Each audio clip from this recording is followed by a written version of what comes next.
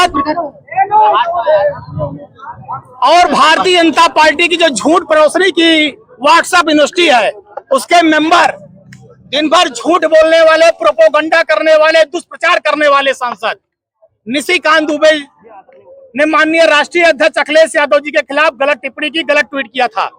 उनके ऊपर मुकदमा और एफआईआर दर्ज करने के लिए इंस्पेक्टर कोतवाल अयोध्या नगर को अपना प्रार्थना पत्र दिया है कि उनके ऊपर मुकदमा दर्ज किया जाए, उनके ऊपर कार्रवाई की जाए। और ये परमहंस जो दिन भर बोलता रहता है, जिसे कोई जानकारी नहीं, ज्ञान का अभाव है, कभी जल समाध लेगा, कभी कुछ बोलेगा, गाँव बोलता रहता है जानकारी के भाव में। मैं चुनौती दे रहा हूं, अगर असली संत हैं वो तो साबित करें अखिलेश यादव जी ने टुन्नू यादव जी से कितनी बार बात की, उसका प्रमाण दें। ये परमहंस का अखिलेश जी को अगर राम जी ने बताया तो 8 चोर जेल चले गए, चंपत, अनिल मिश्रा, गोपाल राव बाहर हो गए। उनकी डकैती का प्रमाण पूरे देशवासियों, अयोध्या वासियों के सामने आ गया। रुपया बरामद हुआ है, चाहवा चोरी जो हुई वो बरामद हुई। अखिलेश जी का आरोप सच साबित हुआ।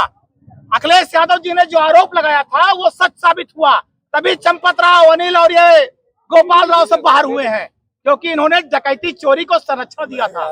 राम मंदिर में चढ़ावा चोरी को इन्होंने संरक्षण दिया था, इसलिए बाहर हुए। परमहंस की अगर हैसियत है तो साबित करे, अगर ईमानदार है, वरना ये भी चोर है। अनिल मिश्रा के खिलाफ तो कार्रवाई होनी चाहिए, उनके खिलाफ सबूत भी मिले। एफआईआर होना चाहिए। अभी तक एफआईआर नहीं। अनिल मिश्रा नहीं, चंपत राय, अनिल मिश्रा, गोपाल राव सब भेजना चाहिए।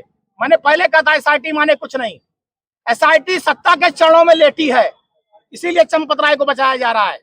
जब महिपाल सिंह ने यह कहा था कि रुपए की चोरी हो रही है, बक्से में रुपए ज्यादा जा रहे हैं, तो कार्रवाई करना चाहिए था।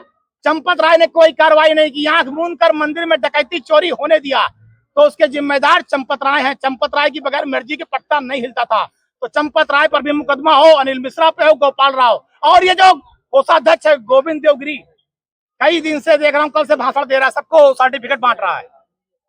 सबसे बड़ा तो भ्रष्टाचारी यही है, जिसपे जो कोषाध्यक्ष की कुर्सी पे बैठा है और उसकी जिम्मेदारी थी कोष को देखने की, और उसके कोषाध्यक्ष रहते हुए मंदिर का कोष चोरी हो गया। अगर इनमें भी जरा सी नैतिकता हो तो इस्तीफा दें, वरना ये माना जाएगा कि ये किसी लालच में पड़े हैं। वो अपनी जिम्मेदारी, ये किसी लालच में पड़े हैं, इनको लालच है राम मंदिर से कुछ, इसीलिए रुके हैं।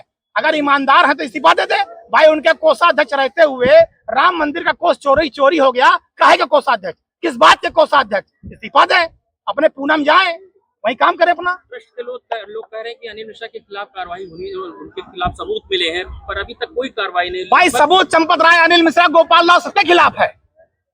गोपाल राव ने जमीन की प्रॉपर्टी डीलिंग किया, अनिल मिश्रा ने भी वही काम किया।